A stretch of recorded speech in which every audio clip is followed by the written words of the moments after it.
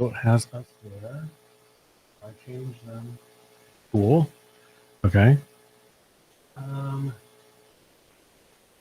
This is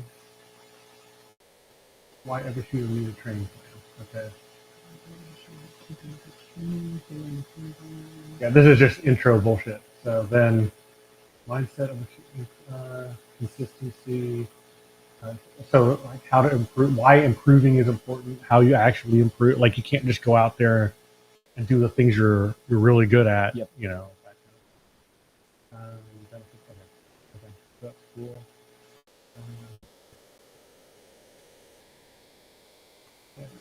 So that. So.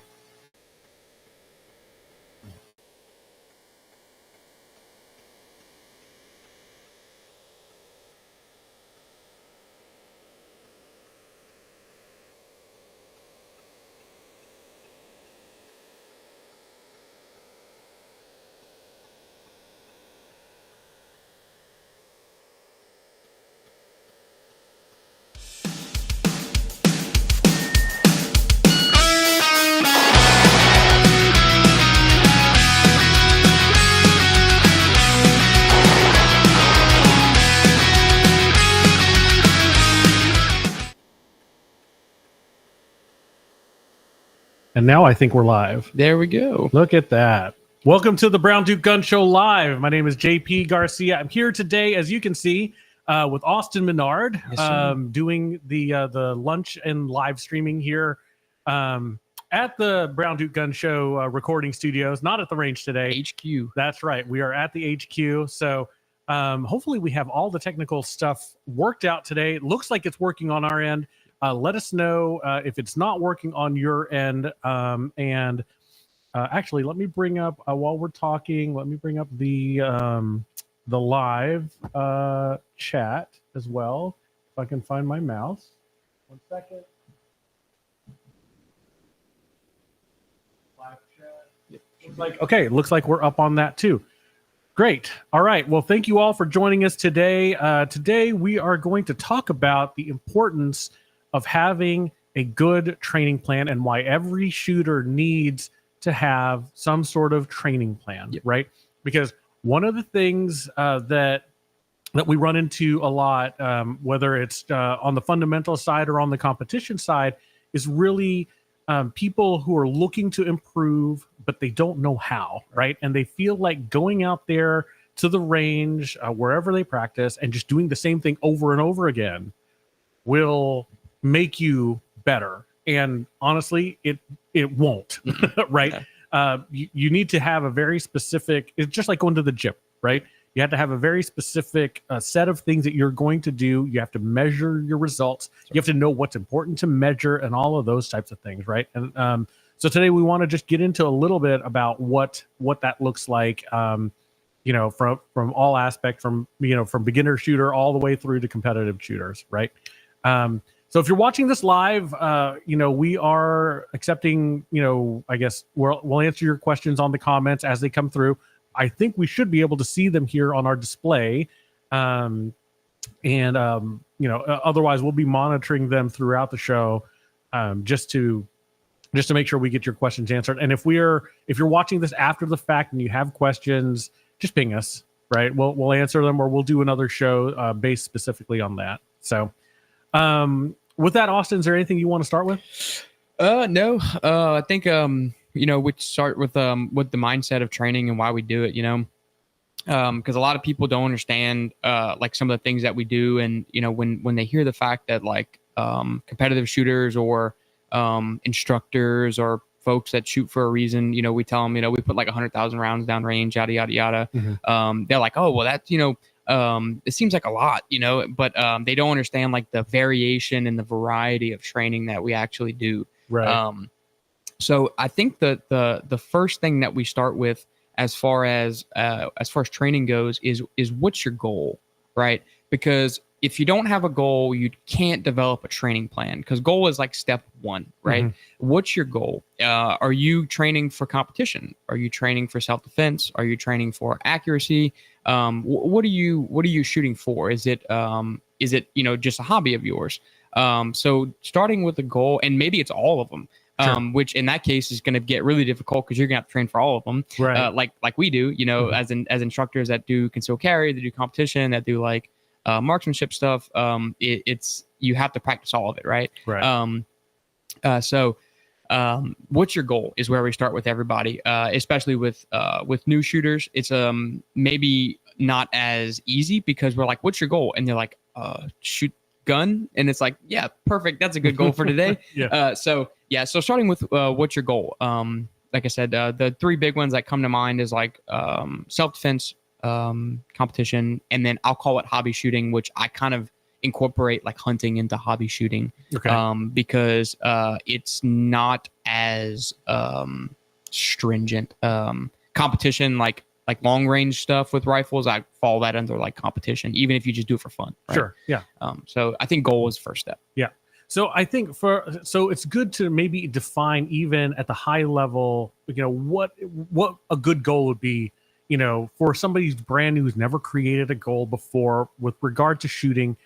And it could be something as simple as, so for example, you go to the range, and all ranges have it, not just Sentry Defense. You go to the range and they'll have at least one target that is just the normal circle target, where in the middle it's an X or a 10 ring, and then a 9 and an 8 and a 7 are surrounding that. Yeah, and standard silhouette or post target is what they come to be known as. Yeah, absolutely. And so one of the very initial goals you could have is that at a certain distance, let's say 5 yards, you want to be able to hit the 10 ring or the X 10 times. Okay. Sure. And so that's your initial goal. You want to be able to do that. And, so what do you do that? Right. So how do you evaluate? How do you get to that goal then if that's your initial goal? And a lot of beginners will have this, and it doesn't matter if you're shooting particularly pistol or rifle. It will be easier if you're shooting rifle.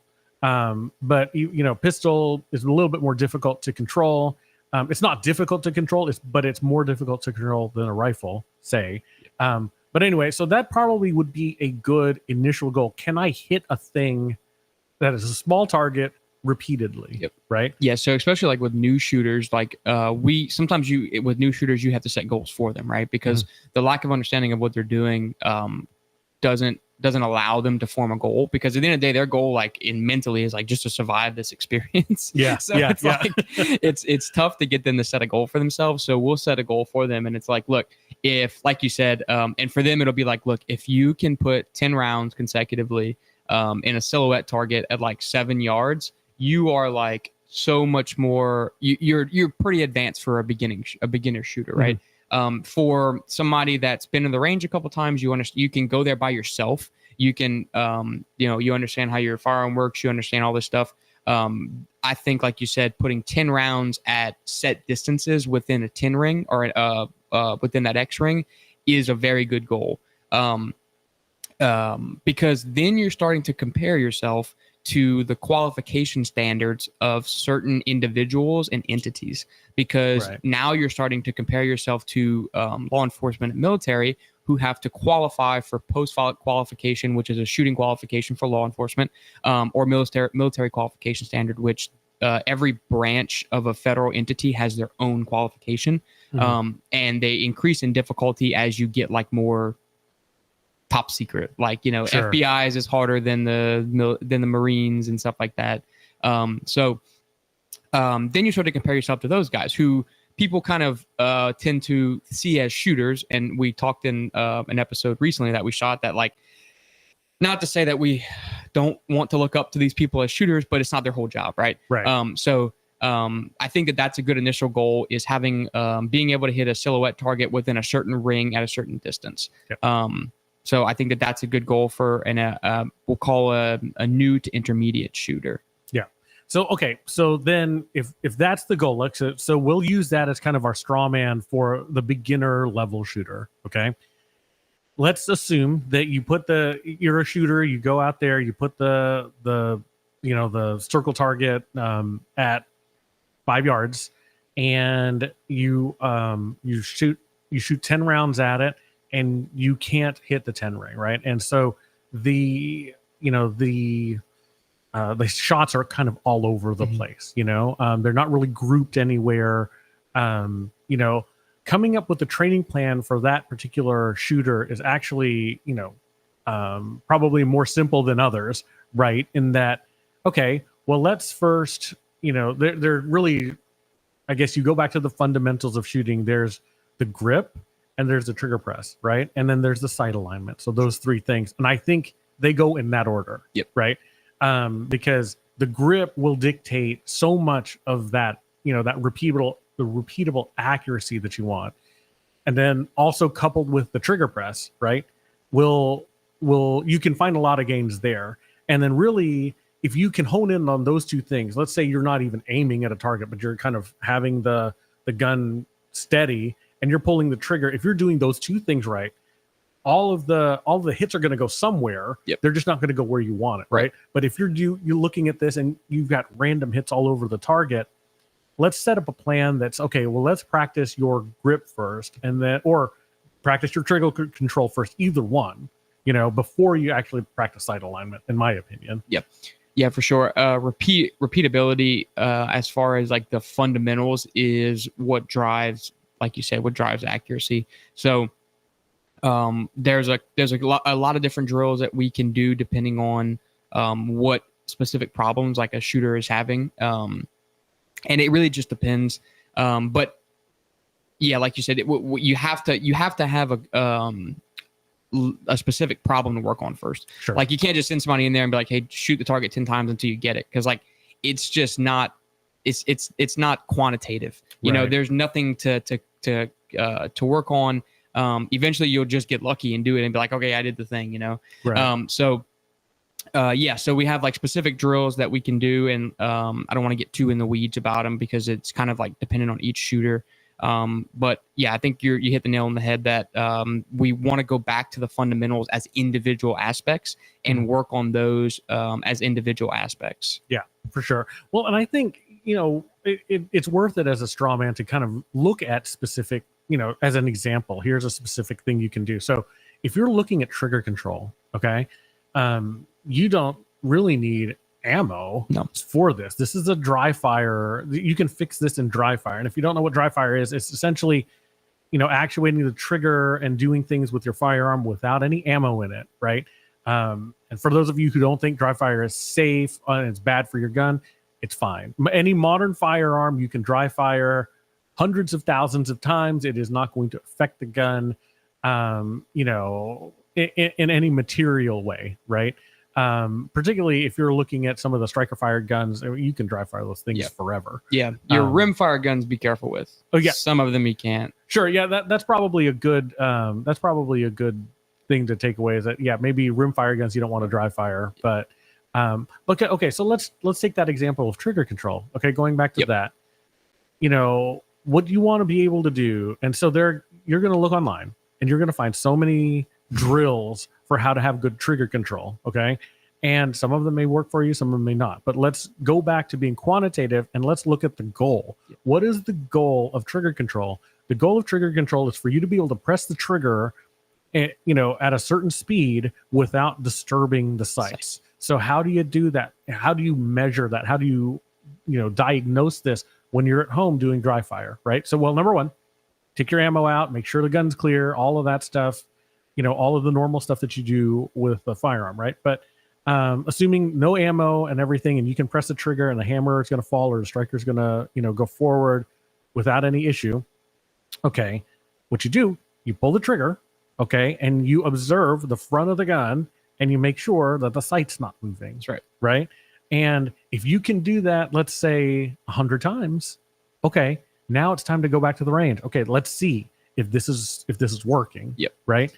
So I think that's probably a good example of like a training plan because it is quantitative. You are fixing a problem, right? The problem is that you don't have great trigger control, and you know we're fixing it with a very specific drill. Sure. Yeah, and another thing that I really like about that drill is I think that trigger control is actually the root cause issue of people jumping the gun. Mm-hmm. So we can say that it's like a fear of recoil, but despite of what it's a fear of, what fundamental does it fall underneath as far as drilling to fix? Mm-hmm. And I think it falls underneath trigger control. Sure. So like you said, with dry fire practice, if you go and you dry fire and you are watching your sights go undisturbed for 100 reps, right? And then so you're building muscle memory of the triggers going click, the sights are not moving, click, the sights are not moving. When you get into the range and you go click, and now you have a live round and the sights are disturbed, it's going to feel weird. And that's what I try to drive shooters to do, is that you need to get to the point to where if you drive that muzzle down before the gun goes off, it should feel strange, because now you develop muscle memory of an undisturbed trigger pull, right? And we spoke in a previous episode that every single shooter drives the muzzle down. Like the best shooters in the world do. It's when you do it, right? So another good drill once you're in the range that I like to do too is not having a target downrange, and it's the one that probably everybody's seen instructors do, is taking an empty gun, but only do this in the range, and taking an empty brass casing, putting it on the front of the gun, and then pull the trigger. And the piece of brass should not fall off the end of the gun.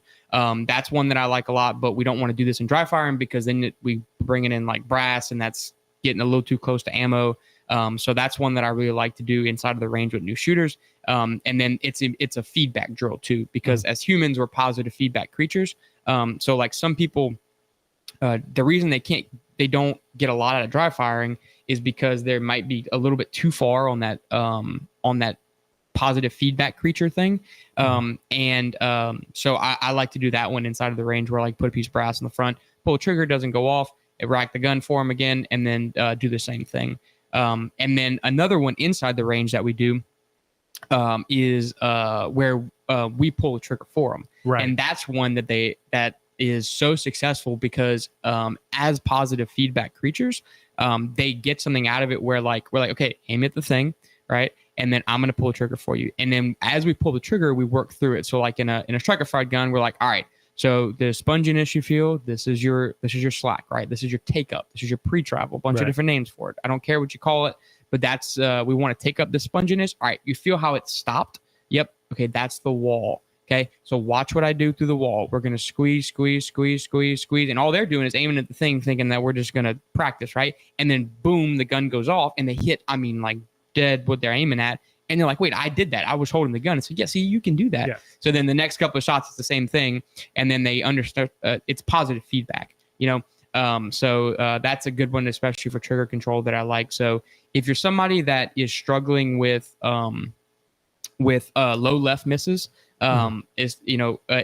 it's one of our and if you're a right-hand shooter, right? Yeah. Okay. Yeah. So if you're right-hand shooter, if you're struggling with low left misses, if you're a left-handed shooter struggling with low right misses, so it's funny too because we get a lot of people that come that's like, hey, I just bought this Glock from X, Y, and Z, and I need you to go move the sights because I'm missing low left. And it's like, man, I know it's not the gun. So you're jumping the gun, So if you're somebody who's struggling with a low X, Y, and Z miss, practice those drills. Yeah. Practice dry firing at home, undisturbing the sights, and practice the manipulation of the trigger straight back to the rear. Yeah.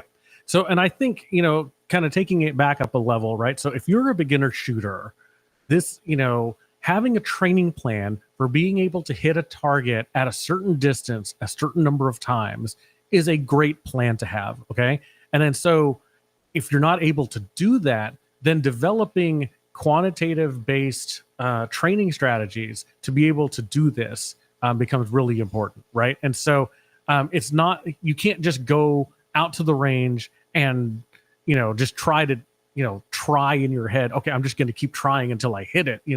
If you're not doing anything specific to correct your technique, very specific drills, you're not going to get there very easily. You're going to waste a lot of ammo trying to get there. So if you are a beginner shooter, and you have this goal to hit a target at different distances, I would say start at 5. If you can do it at 5, push it out to 10. If you can start it, if you can do it at 10, keep pushing it out until say 25. Okay. That's probably a good place to, can you hit a small target at 25 yards, right? So if you are having trouble coming up with a training plan for how to get there, consider getting some instruction from a professional, right? Somebody at your range, somebody else who is a firearms instructor to help you build those fundamentals and to give you a training plan for how to get there, right? Yeah, it's the same thing like with like we talked about earlier, like a gym, right?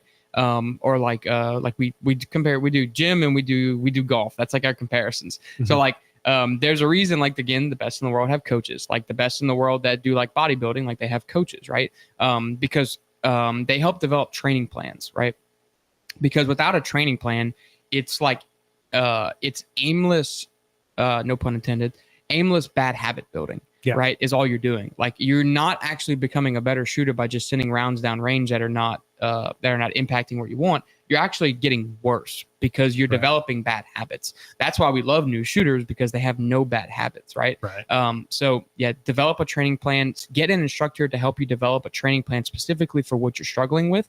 And as soon as like a qualified instructor who works with people frequently sees your misses, it's like they'll know what's wrong. You know, it's kind of like I said, it's kind of similar to golf in an aspect where, like, you can go out there as like a pretty decent golfer and you're struggling with this one thing, and then you go see and like, to you it's like I have no idea what I'm doing, right? Like it feels like the same thing I do every day, and then you go see an instructor and they're like, oh, you're doing this. And it's like, wait, how did you see that off of like 2 shots? And so it's the same thing with shooting, is like somebody, usually even we don't have to see him shoot, like you said, like you bring me a target that's missing the left, it's like I know exactly what you're doing. Absolutely. You know, so you have to have somebody that's certified and that does this a lot to help you develop a training plan. And once you have that training plan, like you said, you have to keep some kind of quantitative data that shows improvement. If we're doing the drill, like you said, that we want to put 10 rounds inside of a certain silhouette at a certain distance, you should be quantitatively measuring how long it takes you to do it from a time wise, and what is the spread on what you're doing, right? So if you're able to do it in 10 seconds, and you've got a total spread of, like, I don't know, let's say like 6 inches. Okay. Now this time try to do it in 9 seconds and see what happens. So that's where we talk about par times and timers and stuff like that.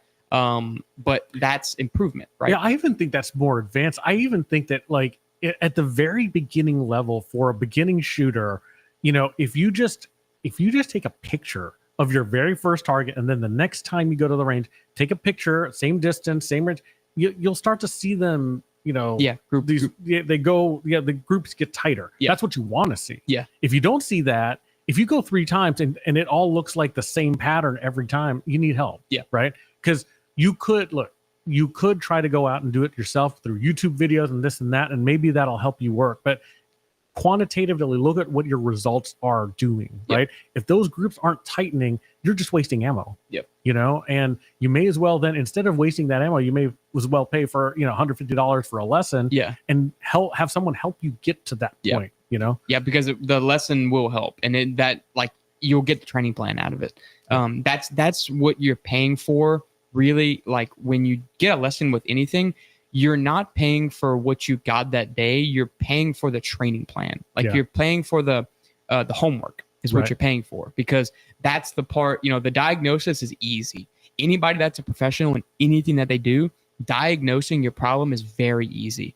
It's the training plan going forward, and the reps is what you're paying for. And especially like with shooters that, like, we'll work with one time that are a little bit more intermediate to advanced, we'll work with them on something, and then the next time they come in, they're like, all right, what's the drill for today? It's like, all right, well, last time we did this, today you need to be under this time in, you know, this much of a group, right? And so it's like, all right, that's your drill for today. So that's what you're paying for when you work with a professional instructor.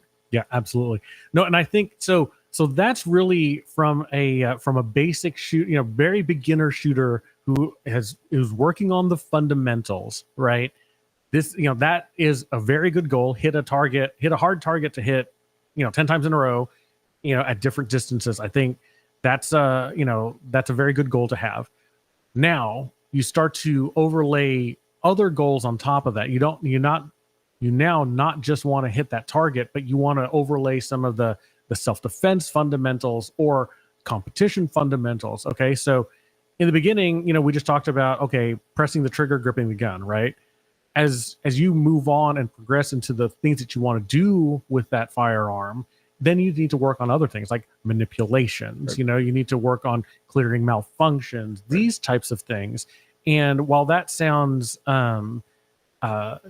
maybe more difficult to quantify, right? I think it's very simple to do in a sense, right? Because, okay, manipulation for me means, okay, let's do a reload. Okay, let's do an unloaded gun start. You know, for whatever reason, if you don't feel comfortable carrying a gun with a bullet chambered, well, then you have to practice loading the gun, Yep. right? And that becomes part of the time, your reaction time to be able to defend yourself. Okay. So we could debate on whether that's the best way to do it or not. But today, let's just say you have to practice that. Yeah. Right. If that's the way you want to do it, fine. But you have to practice that. It's just like safeties on firearms, right? It's like, do we like agree with it? Not 100%. Or are we okay with it? Yes, we're okay with it. But when you come here with that gun, you are going to be training with that safety. Because when it comes time to use it, all you have is muscle memory. So if you buy a gun with a firearm and I see you in the range just sitting there popping off rounds, it's like this is not what you signed up for. Right. You know? So you're doing yourself a disjustice, right? So yeah, I 100% agree that after the fundamentals, you have to set, that's when the goal comes in, right? What's your goal? Is it self-defense? Is it competition? And then we get into the basics of those goals. Yeah. And starting with like, if it's concealed carry, we're starting with clearing concealment. Right. We're talking about getting a good grip on the firearm. If it's a competition, drawing from a holster, getting a sight picture. Well, I think even drawing from a holster from concealed, right? I mean, for a defense standpoint, I mean, you're probably going to be carrying. That's what I'm saying. It's clearing concealment. Is it? So Sure. I get the. I kind of consider the draw inside of that clearing concealment, right? Oh, got it. It's Yeah. all Okay. one big, well, all the way to the point that the gun's out, and then we can go, and then from there it's like grip because, and we won't get too much into that, but yeah, so that's like clearing concealment is a huge one that people don't understand. Is like that's the difference between like life and death. If you're practicing for concealment, I mean, what's your draw time? It's like, oh, my draw time's like 3 seconds. It's like, okay, what do you plan to do with that? Like what I can do with 3 seconds? Like, so that's a quantitative thing again. Is so it's setting a goal. And again, we can talk about specific ones if we want to talk about like self-defense or competition or people that are hunting. There's a lot of different goals inside of goals. So I think it's interesting though, because there's a lot of crossover between the self-defense community and the competition community. Absolutely. In a sense, right? Because a lot of the manipulations that you're going to want to do from a self-defense standpoint, you also have to do from a competition standpoint. It's just a competition, folks. They're going to be trying to move toward the bleeding edge of how fast they can do everything. Sure. But, outside of fundamental marksmanship, you're going to be looking at your draws, your reloads, your unloaded gun starts, all of that kind of thing, right? And so I think when you develop a plan, whether you're doing self-defense oriented or competition oriented, you have to add that type of stuff into it, right? I think you have to, one of the things I see a lot of the defense people do, and I'll be honest, I don't understand it, is they'll always draw like this. They'll have their hands like right by their chests, and they just feel like that's okay. This is where I want to draw my gun for some reason. I'm sure there's a person out there somewhere who says that this is the best way to draw your gun. Maybe, but are you walking around like this the whole day? No, right? Your hands are going to be down, your hands are going to be up. They're going to be reaching for stuff. So you have to practice all of these different weird positions drawing, right? And in the competition world, look, I can tell you, and many competitors already know that the drawing and starting those positions are completely arbitrary. People are going to tell you, okay, you have to hold this thing while your other hand's over here, standing on one foot. Yeah, it's just some crazy stuff that you're gonna have to do in competition. Yeah. But I think the point is that when you're starting to add this to your training plan, you need to add things like draw. You need to add things like reloads, right? Yep. And I think now is super important, the important time to bring in a timer, right? Because to your point, it's like, if your draw is a 7-second draw, then it's like, are you really defending yourself here? No. What are you doing with that 7 seconds? You know, I hope you're in cover. Yeah. Because the 7 seconds. Where's this gun at? Yeah, exactly. But yeah, no, you're right 100%. Is that like it's the variation too of like what you're doing. And you bring up a very good point is like you touch on like the defensive side. And when we teach the pistol one class that we do, which is like the initiation into self-defense fighting. Mhm. We do a variation of different drawing positions because, like you said, we do see those guys that like, you know, your YouTube guys that like always start like this. And yeah, you can say like you're in like a surrender position and like, but this is a position in my mind that like somebody has a gun on you, right? In this position, like why are your hands here is because but somebody has a firearm on you, which in that situation, if somebody is like from me to you in like a 2 foot, 3 foot span, and they have a gun on me from this position, it's like, what am I going to do? I'm going to give them whatever the hell they want. Yeah. You know, I'm not this fast. Like I have a 1 second draw time from appendix carry, and I'm still going to get shot from this position. Right. Yeah. So it's the realistic, aspect of like, if you're in this position, like maybe the guy has a knife or something, and then in that situation, you should be practicing creating distance. Right. So, and then USPSA in competition, it's the same thing, right? Like we see these guys that like practice from like, standard draw position. And it's like, yeah, they're very fast, but like have them put their hands above their head, see how fast they are, see if they can even find the gun in their holster, right? Yeah. And that was one of the biggest shocks to me when I jumped into USPSA was the different start positions. It's like, man, I don't practice any of this stuff. Yeah. And so like a turnaround draw with your hands above your head, like my biggest thing was not like, can I hit 2 alphas? It was like, dude, am I going to find my gun? Like, so it definitely, you have to practice these variations. And like I said, I think that's when the timer comes into, because if you can draw from a standard conceal carry or USPSA start position, let's just call it 1.5 seconds, which is a pretty decent time. If you can draw from that position and then I ask you to put your hands above your head and do it, and now it goes to 4 seconds, it's like, okay, now we have a problem. Yeah. You're not practicing all these different variations of the possibilities that you can have. Yeah. Yeah. And I think this really goes to the heart of another reason why you need to have a training plan is because you're going to go to the range and you're going to want to do the things that make you feel good. Yeah. Right. And so let's say you've passed the fundamental standpoint and you're like, okay, I can hit a target 25 yards, no problem. That's what you're going to go there and practice. And you're not going to you're not going to draw, you're not going to reload, you're not going to do all the things you need to do to be able to defend yourself or, in competition, to be able to compete. Right. Like, and I'm circling around self-defense because competition, we take a big left turn and we do a bunch of weird things that you should do that a lot of people don't do. But self-defense, if your home base is like, okay, I'm a good marksman, perfect. But now there's a defense component. There's a speed component that you need to be able to have. Does it need to be under a second? No, it doesn't. Does it need to be under 10 seconds? Yes. Right.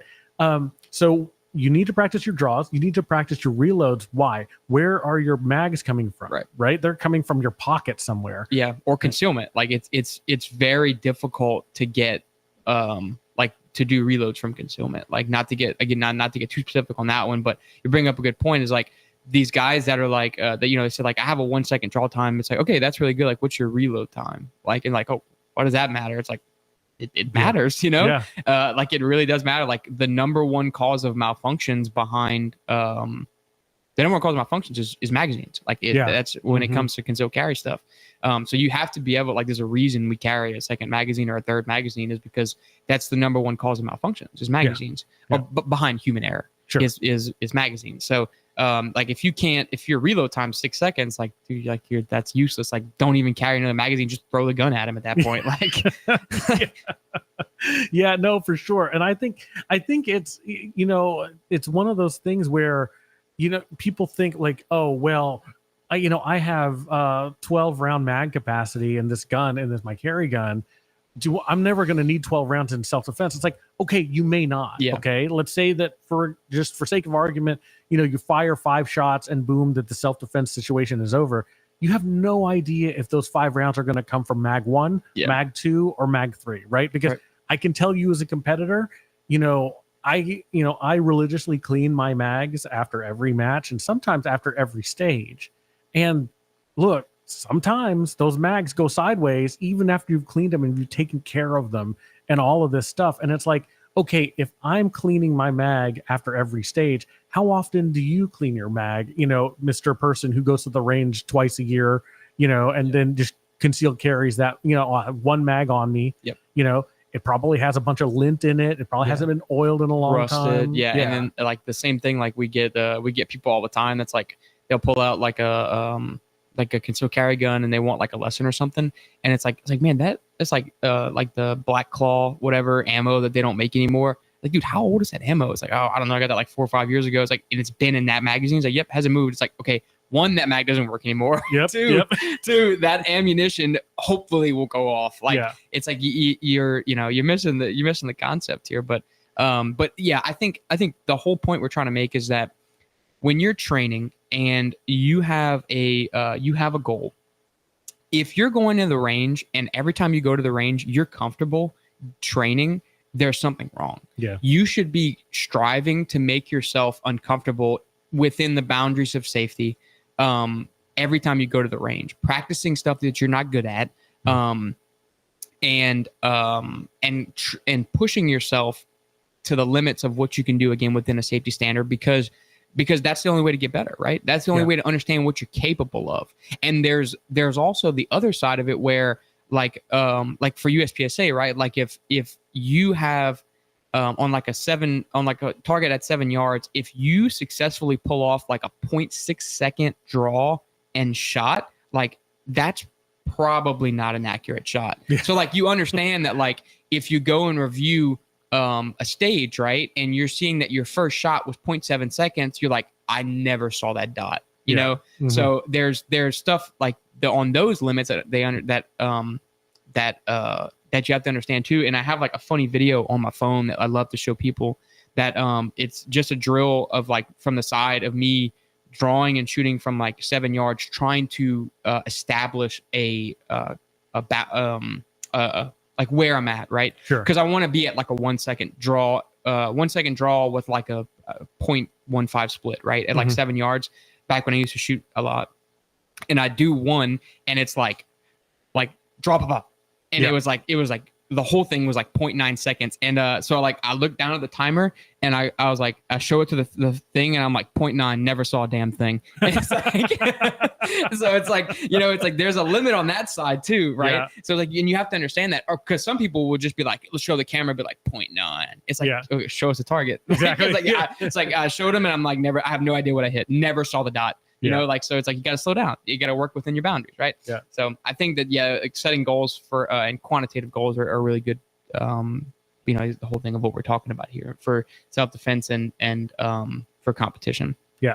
So, and I think, okay, so that's really, we kind of muddled self-defense and competition into one bucket, and you have to work on your manipulations, your gun manipulations, including draws, reloads. And I think the point that I would say is that you want, just at a bare minimum, you want your draws and your reloads to be about 2 seconds, okay, from a self-defense standpoint, okay, and consistent 2 seconds. And how do you measure, okay, I can do a reload within 2 seconds? No, well, what I mean is, can you draw and hit a target in 2 seconds? Okay. Of course, can you get the gun out in 2 seconds? Yeah, for sure. But can you hit the target you want to? Yeah, exactly. And have those fundamentals that we worked on previously, can you do that? Yeah, exactly. Fundamentals hold up. Everything within, you've got the gun comes out, you've cleared concealment. I'm like, we'll go through each one. So carry, you've cleared concealment, you've established a proper grip on the gun. The gun is pressed out. You have sight, you put your sights on whatever you want to shoot. You press the trigger and you hit what you want to do in 2 seconds. Yeah. Not the gun comes out and like you never saw the dot and thank God you hit what you were aiming at, right? Because you broke something in fundamentals broke down. USPSA, same thing, right? You draw the gun presses out. We see our dot. If it's, flash focus, float, whatever we're doing, and we hit what we're aiming at, right? And whether we're doing splits, it's 2 shots, or we're just doing it, we're practicing draws. Did the fundamentals hold up, right? And did we hit what we were aiming at within our given time, right? Right. Yeah. Yeah. So, and I think it especially, just really kind of glomming onto the self-defense technique, you have to know that you can do this level of performance. And you also have to know at what distance you can and can't do this, Absolutely. Right? Because we always see on the news, one that we don't always see on the news, but every now and then when we have a good guy shooter taking out a bad guy shooter, there's some new drill comes out based on the distance that person had to take a shot, right? But on the converse side of it, if you're the one that's in that situation, you don't want to be taking a 12-yard headshot if you don't know you can hit it. Yeah. Because it's in a public place. It's in a, you don't want bullets, you're not law enforcement, right? You don't know, you have to know what's behind that bullet. And if you can't make that shot, you shouldn't be taking it. And it's not your responsibility, right? Like you're operating within your realm of responsibility, right? At that point, right? So I think that's definitely a good thing of working within your boundaries, and understanding what you're capable of. Yeah. Because again, without practicing your capabilities, again, when heart rate goes to 180 and everything falls apart, all you have is fundamentals, and those fundamentals are based off of your capabilities. Yeah. So I think you definitely bring up a really good point there. And USPSA is the same thing, right? Yeah. Like, if you're like throwing out like 0.1 splits on a 25-yard target, like there's no way, man. Yeah. You're That's operating outside of your realm of possibility of capabilities, right? So I think that's a huge thing of practicing and quantitatively gathering data whenever you practice. Yeah, for sure. So let's talk about competitors for a second. Competition shooting. Okay, so you have to have a timer. Just period. End of statement. If you're practicing for competition, I don't care what it is, USPSA, IDPA, 3-gun, doesn't matter. In a competition setting, we are racing. Yep. We are trying to get the best hits possible in the least amount of time. It's a game. Yep. Okay. To get better at the game, your metric is the timer. Yep. Your metric is a timer, and your metric is what's on the target. Both of those are your one metric, right? How accurate was I, and how fast was it, right?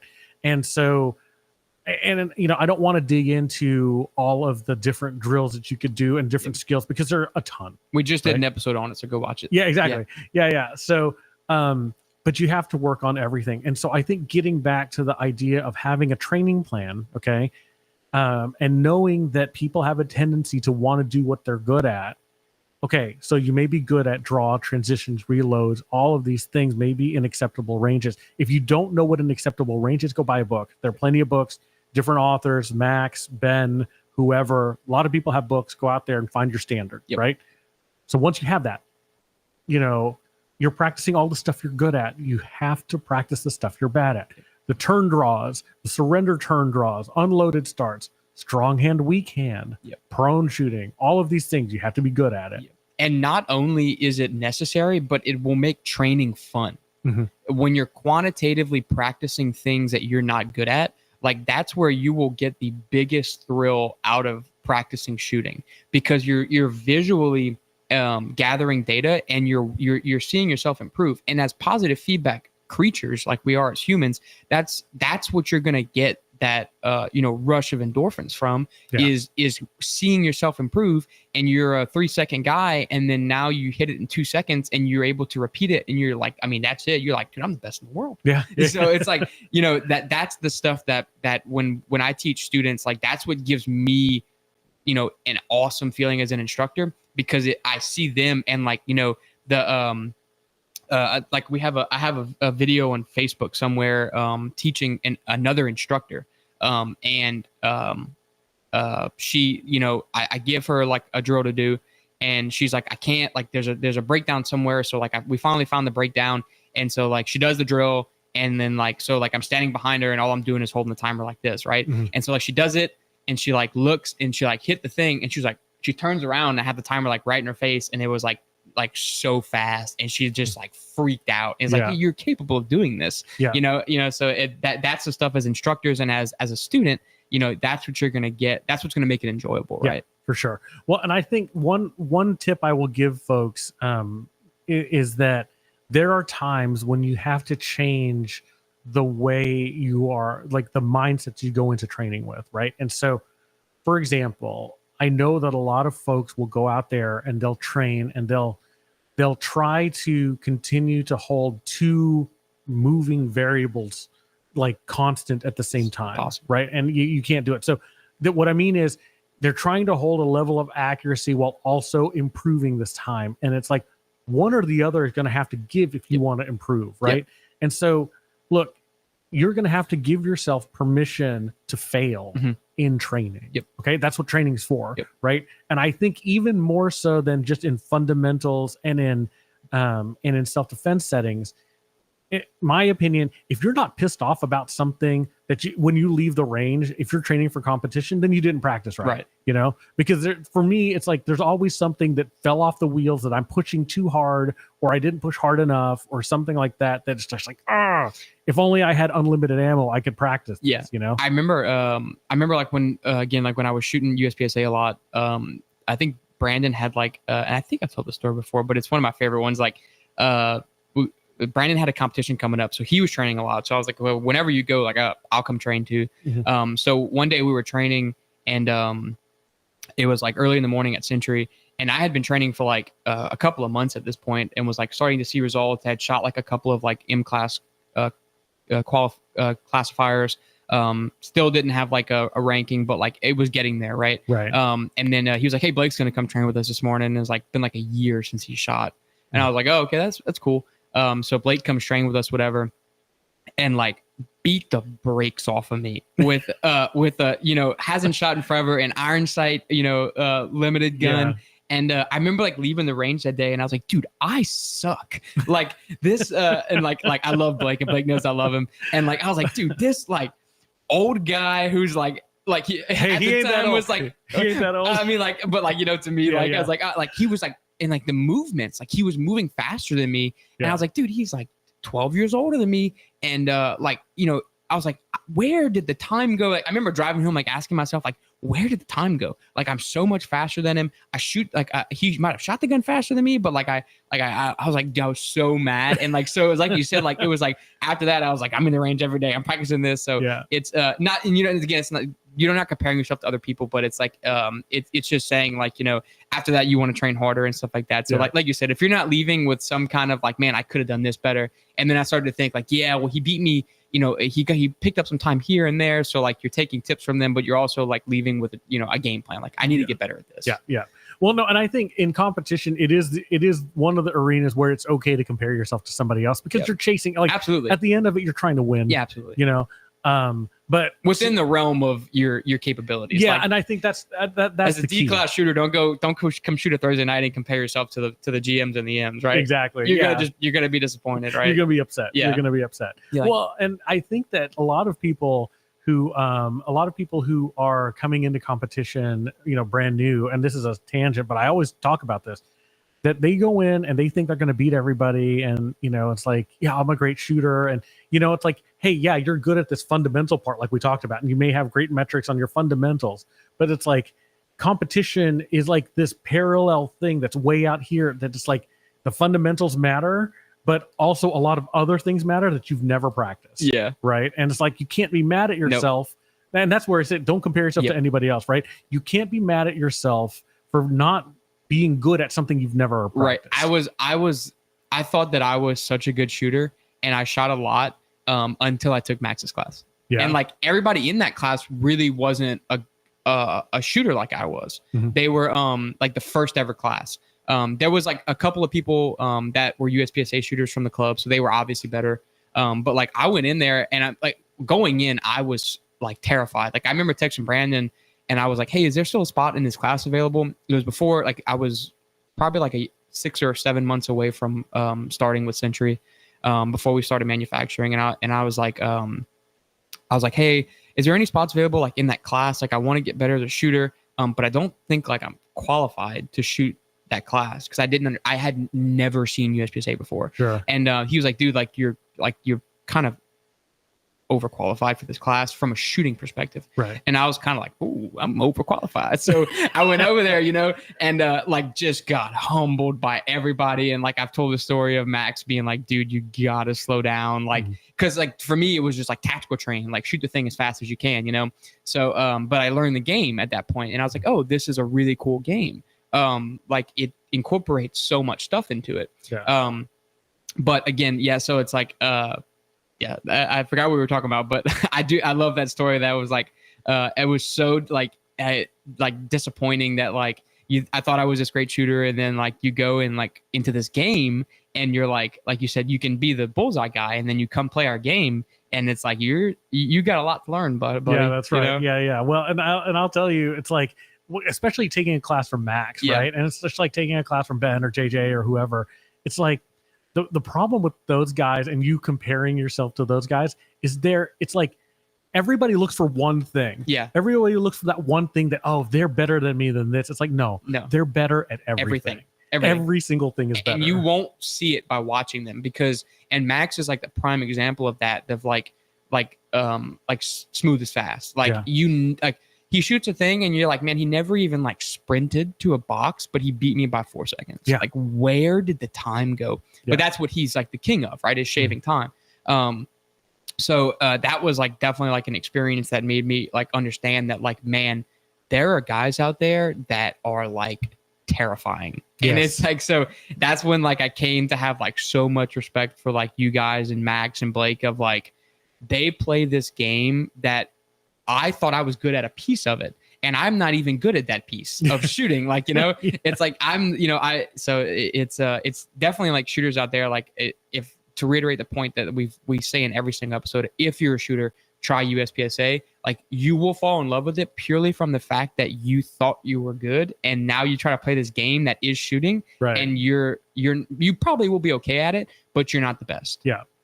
And like, as you try to improve, things are going to break. Like the wheels are going to fall off somewhere, and you have to be okay with eating humble pie. And like, okay. And then like, again, I've told this story, and I'll tell it again. It's my favorite story. Like, once I had learned the game on the first day, and I was like, okay, I have to slow down. I understand the game. And then everybody, so then we go shoot. Like, I just learned the game. Like, it'd be like somebody being like, hey, we do it every time. I never played golf before. And you take them to like the driving range for a day, and and then you explain golf to them, and then you just like throw them on the course. Right. Yeah. So like I learned the game the first day, and then understand how the game was played. And I was like, okay, I understand how the game is played.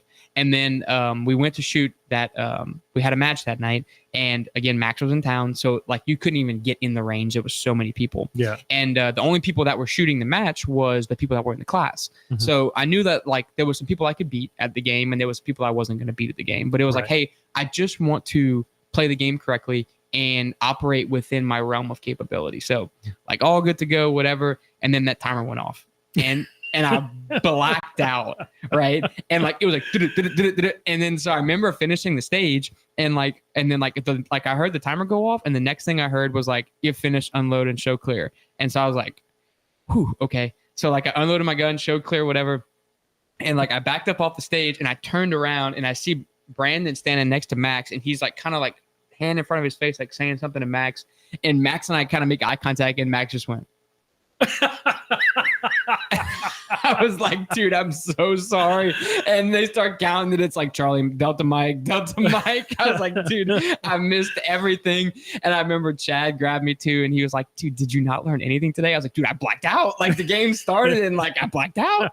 Like I had no idea what happened. So like, that's what's so enjoyable about the game to me, and it only is what you've practiced, right? Sure. Like it's only muscle memory.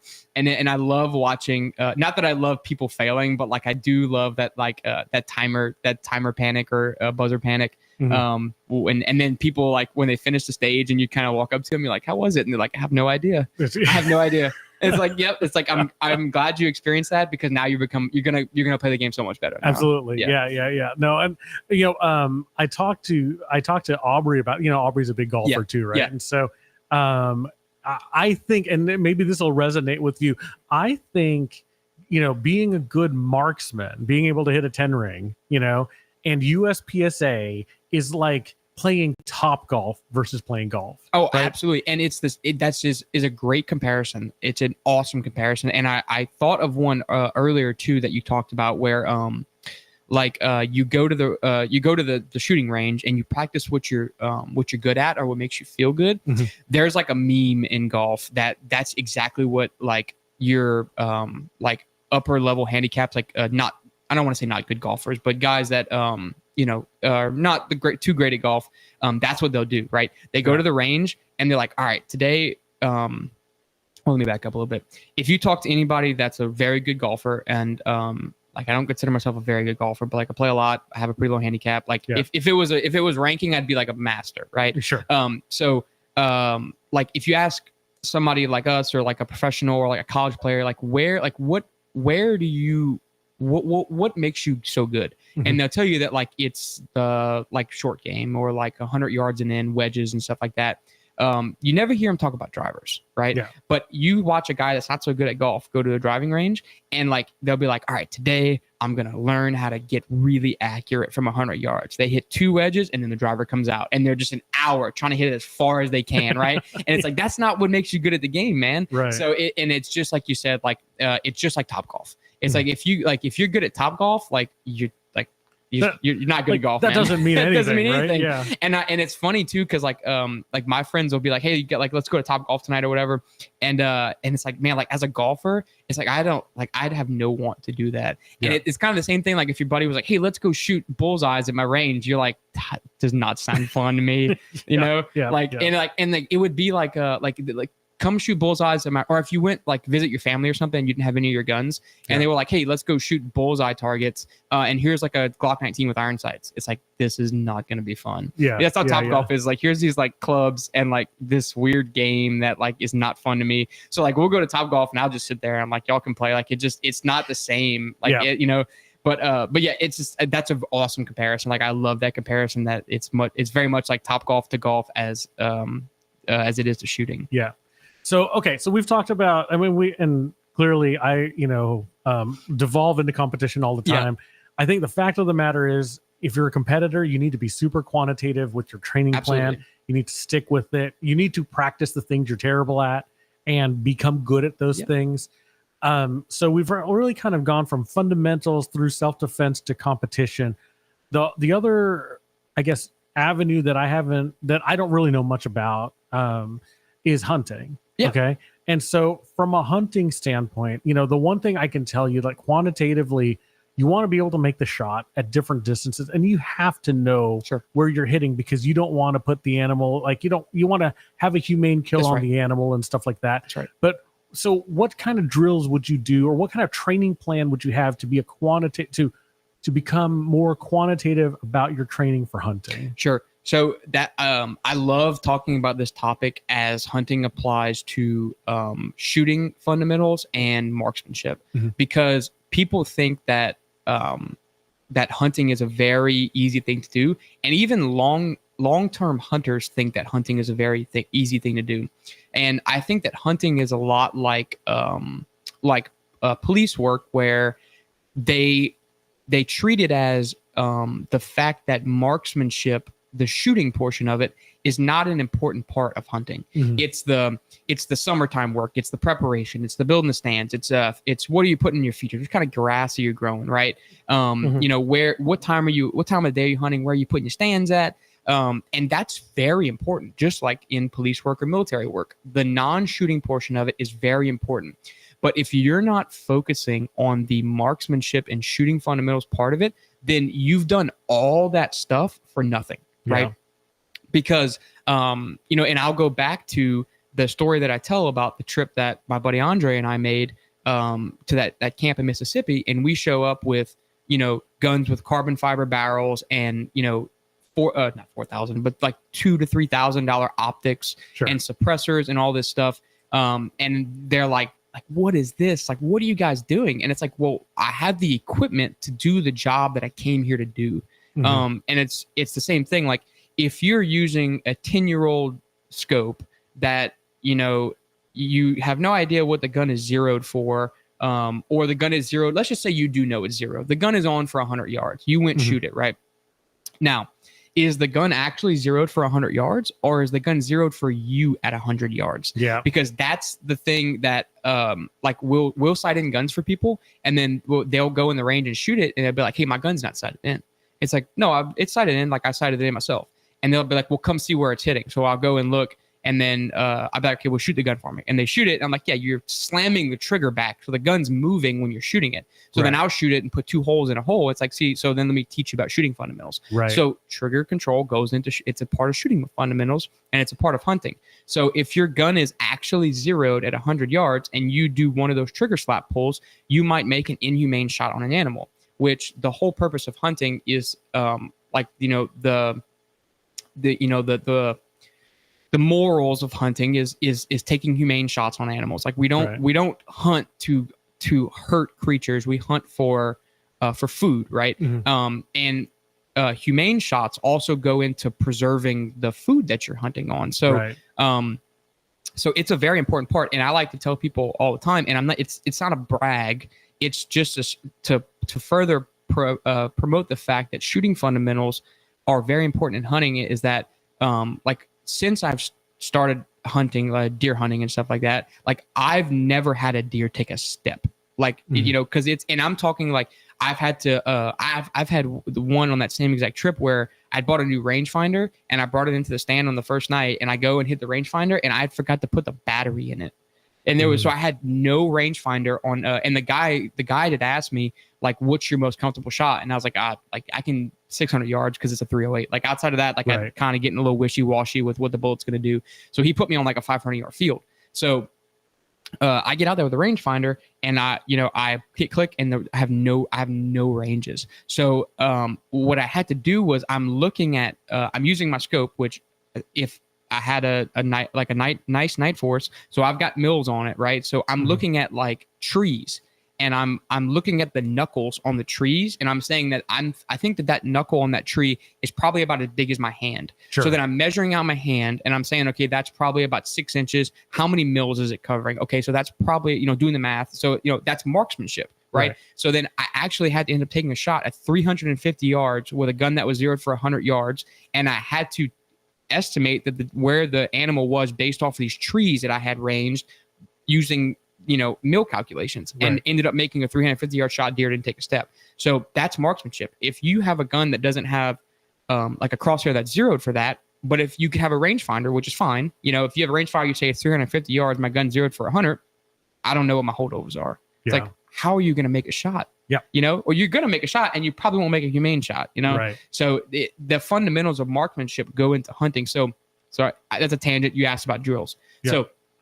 So, or even just preparation, right? Like, I mean, that even that level of preparation is something that we need to have, going into a good hunt, right? So, absolutely. So you have to know what the gun is zeroed for.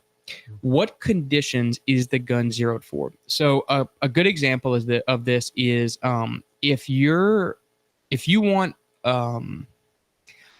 Louisiana hunting is a little bit different, but like we've zeroed guns for people that are going on like elk hunts or ram hunts where like they're like, there's a possibility I have to make an 800-yard shot. Okay. Right. So it's like, okay, no problem. Let's get the gun zeroed for like 300 yards because there's probably not a chance that you're getting up close on like a mountain ram at like 100 yards. Sure. So let's zero the gun for 300 yards. So they'll bring us the gun and they'll call me in like the middle of July and be like, hey, is my gun zeroed yet? It's like, no, I'm not going to go zero your gun in 110 degrees outside in Louisiana when you're going on a ram hunt in November. Right. The conditions are different. Yeah. Right? The air is different. Yeah. Right? The air is very different. So, and they're like, well, that doesn't matter. I'm like, dude, when you're shooting 800 yards, it's going to matter. So, so that's a step is like, make sure you zero your guns if you're doing shots like that. In similar as you can conditions, right? In Louisiana, you can't simulate mountain conditions, but at least try to zero it when it's somewhat cool. Right. Inside of that, Louisiana hunting, you're probably making like a 100-yard shot. Okay. If you're marsh hunting, there's a chance you get like a 400, 500-yard shot. Know your holdovers. Okay. And if you happen to if you make a holdover shot that happens to not hit what you're aiming at, you did what you could, right? Mm-hmm. There, you operated within your realm of capability. And knowing your holdovers is knowing your ballistics. We can help with all that. And if you have any questions about that, there's tons of stuff online. And believe it or not, it's very easy to find the ballistics of your gun. The one thing that unfortunately you have to assume is the exit velocity of the bullet. So when you look at a box, it'll tell you the exit velocity. That's based off of a very specific barrel and a very specific length of barrel. So in a perfect world, you chrono it out of your gun, but all it takes is how fast it's coming out of the muzzle, which you can just base it off the box. It's going to be close enough. How your height over bore, which is the middle of your scope to the middle of your bore. You can do that with a tape measure. Mm-hmm. And the grain weight of the bullet you're shooting and the ballistic coefficient, which is all provided from the ammunition manufacturer. That's all you need. And then there's websites that you give it all this information. You tell it what you want the gun zeroed for. Boom, it spits out numbers. And then what I do is I have like a little label printer, and mine are on the inside of my scope cap. So Okay. like I have like 100, 200, 300, 400 yard, up to like 600 yards of the inside of my scope cap that says like my mill holdover. So like if I need to make a 400 yard shot, I just look and it's like 3 mils, click the scope 3 mils. Now I'm 0 for 400 yards, you know? Right. So that's preparation. Drills would be trying to find yourself a place where you can make these shots and confirming these zeros. Right. So taking your ballistics, 100, 200, 300 yard zeros, and going out to a range that has these capabilities, which is difficult. Yeah. There's a couple of them around us, but folks that live out like where it's a little more open, there's more ranges that way. Mhm. But just because your ballistics tell you that at 400 yards you're at 3 mils, you might not be. Like because again, your gun's different than the standard gun that they use on this ammunition. Right. So actually confirming these zeros is very important, and then practicing the shooting fundamentals. Right, being able and go into a 25 yard range, and people love to tell me that it's pointless to practice inside of a 25 yard range, and I'm like, okay, that can be your opinion. I'm okay with that opinion. But if you can't come into a 25 yard range and put a hole on a hole with a scope that has a 35 power on it, like there's a problem. Hey, you have a problem. You have a problem. Yeah. You have a shooting fundamental problem, right? And shooting fundamentals with rifles, especially like bolt action scoped rifles, are very difficult. There's a reason that sniper school is like one of the hardest schools in the world, because it's very difficult. You have to understand breathing control. You have to understand all this stuff. So that's a challenge to hunters, is that go into a 25 yard local range and be able to stack holes on holes with your gun. And I think that if you can do that, you're pretty prepared to make, your average shot that you're looking to make,